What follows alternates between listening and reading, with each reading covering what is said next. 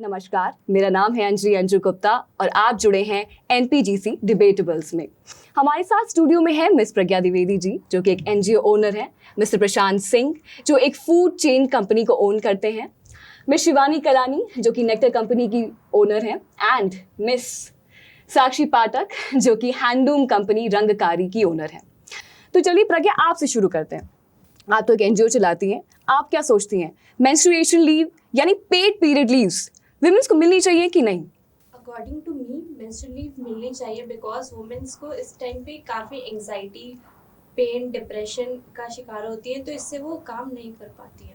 सिर्फ फीमेल्स नहीं होती हैं जो ये सब चीज़ों से डील करती हैं, मेल के साथ भी सेम प्रॉब्लम होती है। उन्हें भी एंजाइटी, डिप्रेशन, फैमिली इशू, सारी प्रॉब्लम्स को डील करना पड़ता है, बट स्टिल वो अपना काम बखूबी करते हैं बिना किसी से कुछ बोले हुए। But most of the womens जो होती हैं उनको पीसीओडी की प्रॉब्लम हो रही है आजकल, जिसमें उनको काफ़ी एक्सेस फ्लो होता है, एक्सेस पेन होता है, जिससे वो बेड से भी नहीं उठ पाती हैं और उनको फर्टिलिटी इश्यूज भी होते हैं। मुझे ये बताइए, जब स्टार्टिंग से वुमेन्स को ये छुट्टियां नहीं दी गई हैं, तो आज फिर इस बारे में क्यों बात हो रही है? उनकी बॉडी तो अब डील करना सीख चुकी हैं, एक साथ वो इतना काम इन सब चीज़ों से डील करते हुए कर रही हैं, तो आज फिर ये बात करके हम लोग उन्हें क्यों कमज़ोर साबित करना चाहते हैं? बट जैसा होता आ रहा है वैसा होता तो नहीं रहेगा ना। पहले इन सब चीज़ों पे बात भी तो नहीं होती थी, बट अब हो रही है ना। वही बात आ गई ना, यूनियन मिनिस्टर स्मृति ईरानी ने भी ये बोला है कि we should not consider it as a handicap. तो अब क्यों बात हो रही है? अब तो उन्हें डील करना आ गया, उनकी बॉडी ही डील करना सीख गई है, तो फिर क्यों छुट्टियां?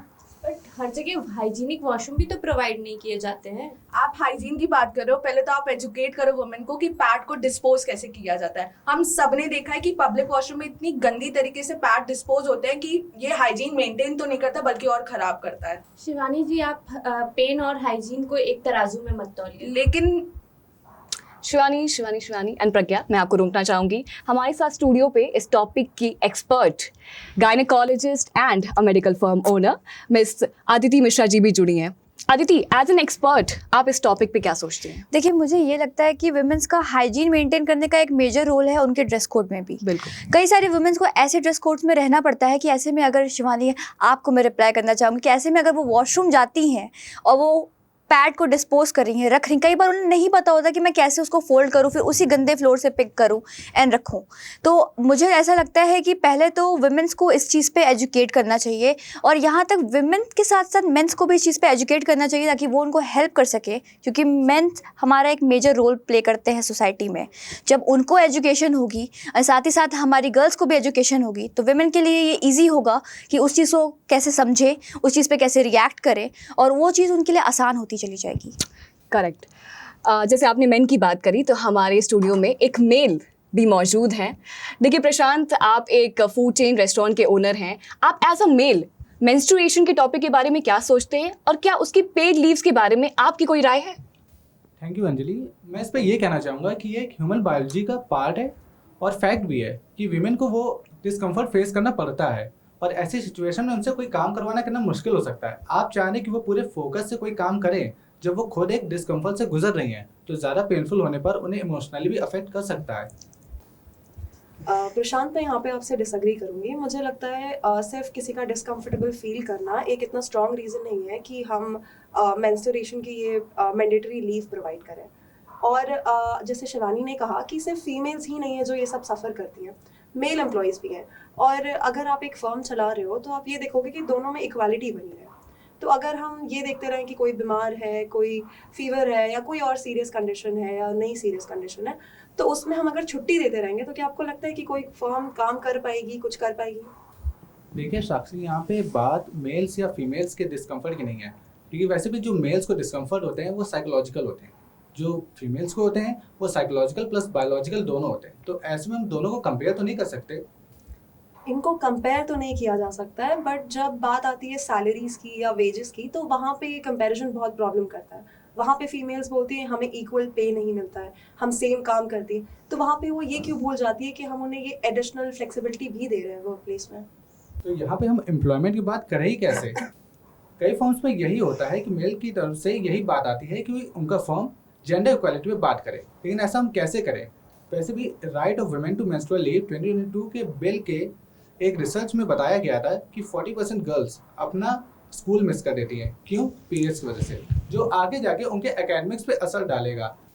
जहाँ पर हम देखेंगे कि जॉब एम्प्लॉयमेंट के टाइम मेल्स के एकेडमिक्स ऊपर है और फीमेल्स के नीचे हैं, तो फिर ऐसे जेंडर इक्वालिटी हो ही नहीं। देखिए 2-3 दिन की छुट्टी से मुझे नहीं लगता है किसी का एकेडमिक्स ख़राब होता है, और आई थिंक हमारी विमेंस बहुत स्ट्रॉन्ग हैं और हर फील्ड में वो एक्सेल कर रही हैं।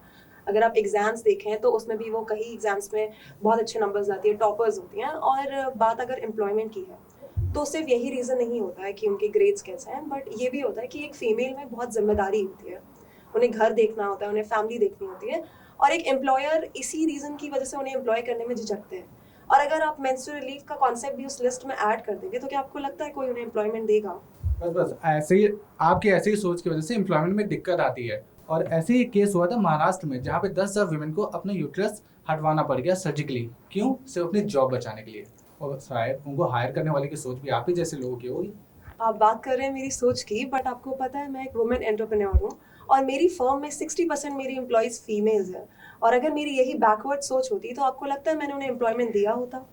मैंने खुद ये डिस्क्रिमिनेशन फेस करा है, और अगर मैंने उस टाइम पे ये लीव्स ले ली होती तो शायद मैं यहाँ पे ना होती।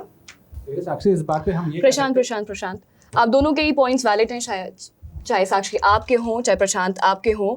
इस पे मैं एक्सपर्ट एडवाइस पे जाना चाहूँगी।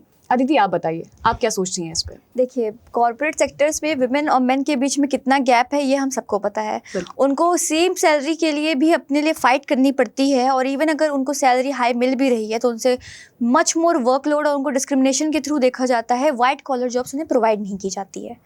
ऐसे में अगर पीरियड भी उनको रीज़न दे दिया जाएगा तो वहाँ के जो मेल सेक्टर्स हैं या जो एम्प्लॉयर है वो भी हेजिटेट करेंगे कि अगर इन्होंने इतनी छुट्टी ले ही ली और हमारे वर्कफोर्स में कुछ भी दिक्कत आई तो ये सिर्फ इन्हीं की वजह से होगी, और एक तरीके से उन्हें टारगेट किया जाएगा ऐसी चीज़ों पे, और उन्हें पैथेटिक वे में देखा जाएगा, जो आई डोंट थिंक हम में से कोई भी चाहता है।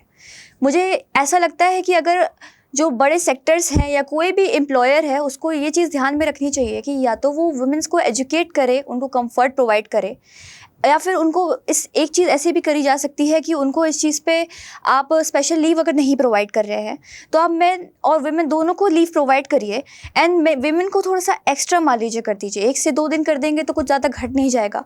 इससे क्या हुआ कि मेल में जितने भी लोग हैं वो भी हैप्पी रहेंगे कि ठीक है उनको छुट्टी मिल रही है एक्स्ट्रा, एंड वुमेन्स भी हैप्पी रहेंगी कि अगर उनको एक्स्ट्रा कभी छुट्टी लेनी पड़ गई पीरियड्स पेन में तो वो ले सकती हैं। Thank you Aditi, such a balance point of view. Bharat एक ऐसा देश है जहां पीरियड्स के बारे में डिस्कस करना एक टैबू है। अब भारत कितना इस चीज़ में डेवलप करता है, कितनी सोच बदलता है, ये तो समय ही बताएगा। एक तरफ हम देखते हैं कि एम्प्लॉयमेंट में कमी आ जाएगी अगर पीरियड लीव्स या पेड पीरियड लीव्स एक ऐसा बिल बनता है, और दूसरी तरफ हम ये देखते हैं कि इतना डिस्कम्फर्ट विमेन को झेलना पड़ता है। तो ये टॉपिक बहुत ही डिबेटेबल टॉपिक है, इस पर बिल आना is a long way to go. Thank you so much हमारे साथ जुड़े रहने के लिए। ऐसे ही इंफॉर्मेटिव टॉपिक्स पे चर्चा के लिए हमारे साथ बने रहिए। मैं अंजलि अंजू गुप्ता, NPGC लाइव लखनऊ से।